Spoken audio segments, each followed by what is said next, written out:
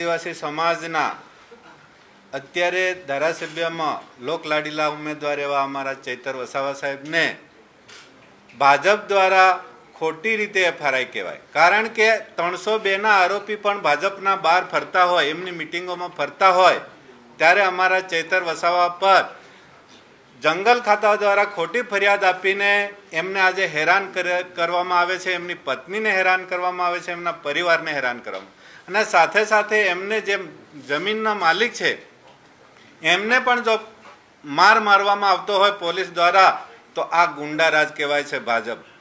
ખરાબ આ કોંગ્રેસ પછી આ મોટામાં મોટું ખરાબમાં ખરાબ દુર્યોધન જેવું શાસન હું આ ભાજપને માનું છું।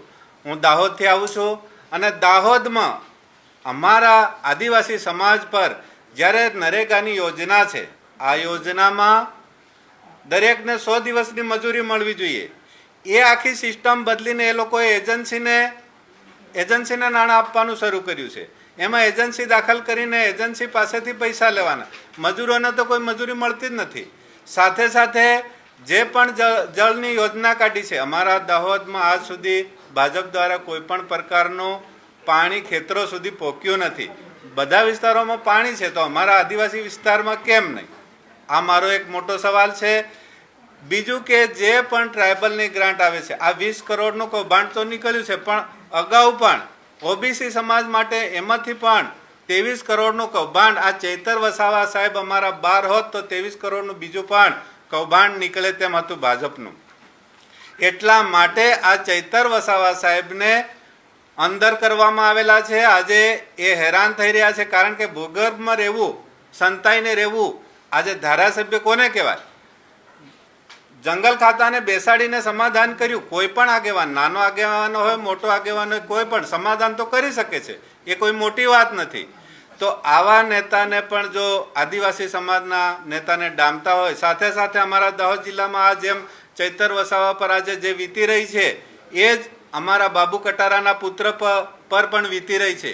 એમને પણ એ ખરેખર મર્ડરમાં નહોતા કે કોઈ પણ જગ્યાએ ઇન્વોલ્વ નહોતા, પણ એમનું નામ ગૃહમંત્રી દ્વારા આવીને ખુલવામાં આવ્યું અને ખુલ્યા પછી એને આજ સુધી જેલમાં રાખવામાં આવ્યો છે।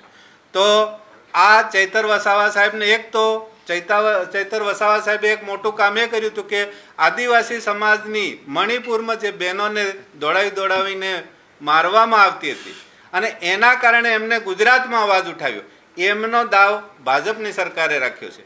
તો મારું ભાજપને ખાસ એ કહેવાનું છે કે તમે જે એજન્સીઓ દરેક જગ્યાએ દાખલ કરી છે, ભ્રષ્ટાચાર કરો છો, એનો અવાજ આ આદિવાસી નેતા ઉઠાવે છે, એમને તમે જેલની અંદર ઘાલો છો। તો આપ સરકાર સમજી લો કે હવે પછી અમારા આદિવાસીને અમે જાગૃત કરવાના છે, અને આ ચૈતર વસાવા સાહેબને કંઈ પણ થશે, જેલમાં તમે રાખવાની કોશિશ કરશો તો અમે ગામડે ગામડે, શહેરે શહેરે આંદોલન કરવાના છે। પહેલાં તો ગાંધી ચિંધ્યા માર્ગે આંદોલન કરવાના છે, અને જરૂર પડે તો અમારા આદિવાસીઓ વાળી પણ કરવાના છે। ગોફાણ, હરિયા, કામઠી બધું લેવાના છે। જરૂર પડીએ જેમ અંગ્રેજો સામે અમે લડતા હતા, અમારા આદિવાસી પુરખાઓ લડતા હતા, બિરસા મુંડા લડતા હતા, એમ અમે ચૈતર વસાવા માટે પણ લડવાના છે। જય જોહાર।